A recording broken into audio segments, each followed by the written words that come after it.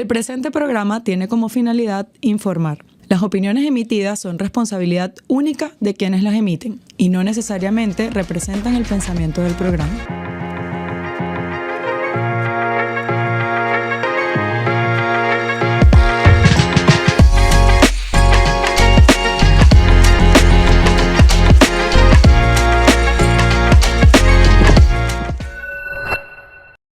Este programa es presentado por Laboratorio IDULAB, Laboratorio Clínico La Viña, Laboratorio Vitalab.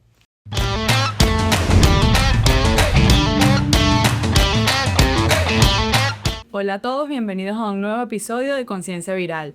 Mi nombre es Jean-Marie Miosi, soy médico internista e infectólogo y en esta oportunidad tenemos un invitado muy especial, a quien quiero mucho, el doctor Francisco Ojeda, quien es médico cirujano egresado de la Universidad de Carabobo, médico internista egresado de la Universidad de Carabobo, la ciudad hospitalaria Dr. Enrique Tejera, médico neumonólogo con su especialidad en el Hospital Universitario de Caracas, quien es miembro del SOBETORAX, la Sociedad Venezolana de Tórax, y es director médico de la Fundación HAP aquí en Carabobo, que está encargada de las personas con hipertensión pulmonar y ejerce sus labores profesionales en el Centro Policlínico Valencia, Clínica La Viña. Bienvenido, Fran. Gracias, Jan, cariños mutuos. Gracias por acompañarnos. En esta oportunidad, en este episodio, vamos a conversar sobre virus respiratorios. Fran, cuéntame una cosa. ¿Podrías explicarnos de una forma breve el impacto de los virus respiratorios en la salud pulmonar? Sí, por supuesto. Bueno, básicamente las infecciones virales, ya sea de vía aérea superior o inferior, constituyen la primera causa de consulta de enfermedades respiratorias, tanto en nivel público como privado. Lo que es tanto las enfermedades inflamatorias, alérgicas y virales es lo más frecuente. Y además de esto, las enfermedades virales no solamente son una causa frecuente para aquellos pacientes sanos que no tienen alguna enfermedad respiratoria, sino que son una causa frecuente de exacerbación de problemas pulmonares crónicos, como la enfermedad pulmonar obstructiva crónica, como el asma, bronquiectasis. Entonces, ya sea tanto casos en personas sanas como en enfermedades crónicas previas, es una causa muy frecuente de consulta. Dime algo, y a lo largo de tu trayectoria como profesional, ¿cuáles han sido los virus respiratorios que tú has visto con más frecuencia y cómo han evolucionado? Bueno, los tradicionales todavía existen, pero claro, se han sumado otros. Los tradicionales, el virus sincitial respiratorio, sobre todo en edades vulnerables por debajo de 65, por encima de 65 años y por debajo de 5. Adenovirus, rinovirus, influenza, son muy comunes y bueno, recientemente todos conocemos el que se agregó COVID-19 y también se ha estado hablando mucho de metaneumovirus, que no es un virus nuevo, es un virus que cada vez hemos visto con más frecuencia. De hecho, yo he tenido ya algunos pacientes hospitalizados con neumonía por metaneumovirus, sobre todo adultos mayores, y son los más frecuentes realmente que vemos englobando lo general. Y depende de cada uno de los virus, las manifestaciones son distintas. Algunos son más de vía aérea superior, otros de vía aérea inferior, pero bueno, en síntesis son los más frecuentes. Sí, que a veces comparten alguna sintomatología y a veces por eso es difícil por sintomatología definir cuál sería una u otra. Qué bueno que dijiste eso del metaneumovirus, que no es un virus nuevo. No. Eso es súper importante porque a veces cuando escuchamos, las redes sociales tienen un buen impacto porque hay que saberlas utilizar. A veces escuchamos metaneumovirus y pensamos, la gente se pregunta, ¿no es una pandemia? Sí, tiene que ser una situación similar a COVID. Vamos a crear conciencia, informar, pero no crear alarma. Claro. Así, es importantísimo esto que mencionaste ahorita. Mira, ¿qué síntomas comunes pueden presentar los pacientes con infecciones virales respiratorias y cuándo un paciente tú consideras que debería preocuparse o que, digamos, síntomas de alarma o signos de gravedad? Claro. No, los síntomas son son afines en muchos casos. Hay algunos virus que tienen otra sintomatología que no tienen otros virus. Por ejemplo, todos suelen dar algo de elevación de la temperatura, algunos febrículas, otros fiebres, pueden dar malestar general, mialgia, astralgia, congestión nasal, tos, que puede ser seca o con expectoración.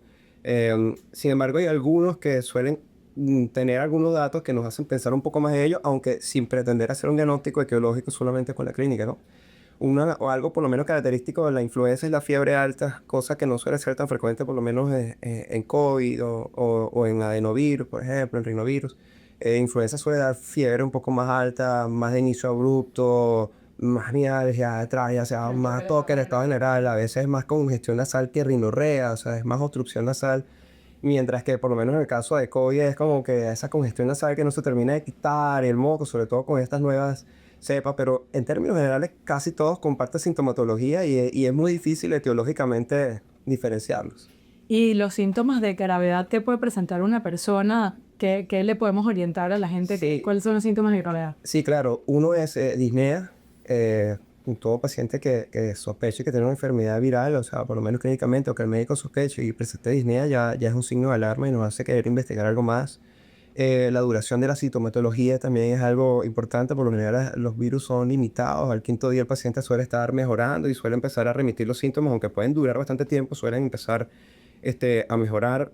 La tos que sea muy intensa también a veces puede alarmarnos y por lo menos, aunque no es algo que nos llegue a tomar conductas apresuradas, sí por lo menos buscar un poco más de fondo, que tenga hemoptisis, o sea, clínicamente que tenga algún síntoma llamativo y ya cuando dejamos de hablar de síntomas, sino signos, hipoxemia, o sea, saturación de oxígeno bajo para los que no conozcan el término, o frecuencia respiratoria elevada, taquicardia persistente, son algunos signos, perdón, que nos obligan a buscar un poco más allá. Pero incluso hasta presión arterial Y muy baja. por supuesto, claro. Tengan alguna sepsis, Exacto. algo que vaya un poco más allá. Como tú mencionaste hace rato, no con síntomas podemos definir cuál es la etiología. Por supuesto. Cuál virus puede ser la causa. ¿Cuáles son las estrategias diagnósticas que podemos emplear para poder tener la etiología documentada y poder saber qué conducta vamos a tomar? Sí, bueno, tenemos básicamente disponibles varias estrategias, pero de todas ellas son muy útiles, que son PCRs, ¿ok? Y las pruebas de antígenos, que quizás la ventaja que tiene es la rapidez que podemos tener de los resultados para poder tomar conductas específicamente con virus cuyo manejo puede cambiar o puede ser necesario en algunos grupos etarios utilizar algún antiviral. Es importante determinar la etiología del virus. Sí, porque como mencionas, si sabemos la etiología y que tenemos la capacidad o la opción de utilizar algún antiviral, es importante utilizarlo de forma precoz. Por supuesto. Eso marca la diferencia. Y eso creo que fue un error que cometimos durante la pandemia. Digo, cometimos el mundo entero, que los antivirales estaban utilizándose en momentos que no tocaban, ¿no? Ya cuando pasó la fase viral. Mira, ¿qué medidas preventivas consideras tú que puedes recomendar para reducir el riesgo de infección por virus respiratorios? Bueno, varias. Uno parece ser muy sencillo, pero no tener contacto directo con personas visiblemente enfermas es algo que cae dentro de la sensatez, pero bueno, hay que mencionarlo, ¿no? La vacunación, por supuesto, es importante y por supuesto cuando hay mucha circulación de virus, evitar áreas que tengan aglomeración de personas, porque obviamente la posibilidad de tener transmisión en esos contextos es mucho mayor. Sí, debemos sumarle lavado de manos. Lavado de manos, por supuesto. Y si él tiene síntomas respiratorios, o se queda en casa, o utiliza mascarilla en la boca. Por supuesto. A mí marcó algo que me tocó ver en el colegio de mi nené, un niño con tapaboca en la actualidad, que, ¿sabes? Tal vez en época COVID uno dice, bueno, es de esperarse porque lo obligaban prácticamente. Pero un niño chiquito con tos y con tapaboca. 7 añitos. Bueno, Y eso forma parte de la educación claro, antropocopada y eso de es la población. la mayoría de las infecciones virales que yo veo en la consulta comienza en el entorno escolar. El primer caso por lo general es un niño que tiene una infección viral y va a casa y bueno, de ahí parten el resto de los contagios, ¿no? Tal cual. Entonces, bueno, quizás ahí no mandar a los niños al cole cuando lo tenemos enfermo reduzca bastante la incidencia de este tipo de problemas, ¿no? Sí, claro, y eso forma parte de la conciencia. De la conciencia. De la conciencia tal cual, sin duda. ¿Consideras que has enfrentado algún desafío en el manejo de infecciones virales respiratorias? Claro, mucho. Uno de ellos es el que se quiera prescribir antibióticos a cualquier paciente que tiene una sintomatología infecciosa, sobre todo incluso sin tener criterios clínicos para poder plantearlo. Soy una persona que tiene 3 días de sintomatología y lo primero es, doctor, ¿por qué no me manda antibiótico? O de entrada ya viene tomando el antibiótico, entonces ya... ¿Es automedicado o indicado por otro colega? Y eso va más allá, porque el autoprescribirse antibióticos, e incluso con el tema de tuberculosis, por ejemplo, para mí es un dolor de cabeza en la consulta, porque por lo general los medicamentos los que más abusan son quinolona y macrolio. Esos son los medicamentos, y amoxicilina, pues, pero esos son los... Común el macróleo y la quinola. Y los quinolona, son los que por excelencia se automedican y bueno, esto es un dolor de cabeza. Eso y bueno, hacer entender a las personas que lamentablemente, clínicamente, Y de manera inicial, el hecho de que tengas perforación verdosa, el hecho de que tengas fiebre, el hecho de que tengas malestar general o escalofrío no hace que esto sea viral o bacteriano. O sea, básicamente... Fiebre y moco verde no es indicación exclusiva De de... antibiótico, por supuesto. Es obvio que si el paciente tiene una sintomatología que no mejora, vamos a hacer pruebas para saber si esto es viral o bacteriano y vamos a actuar en consecuencia. Esto complica mucho las cosas porque básicamente se malutilizan de manera frecuente los antibióticos y nos genera problemas no solamente de resistencia bacteriana como la conocemos de manera habitual, sino, por ejemplo, en el caso mío, con las micobacterias. Claro, no se dejan el antibiótico. Sí, o no empeoran el diagnóstico, o sea, nos hacen más difícil las cosas y bueno, esto es un tema.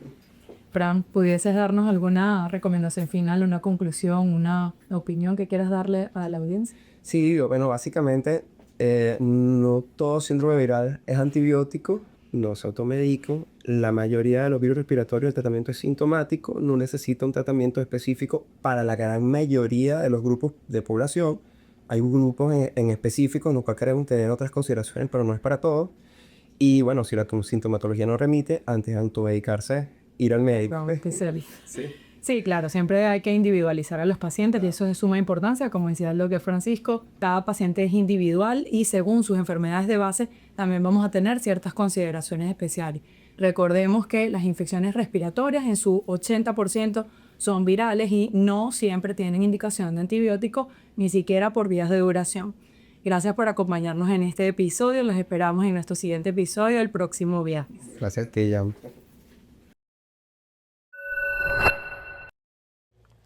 Este programa fue presentado por Laboratorio IDULAB, Laboratorio Clínico La Viña, Laboratorio VitaLab.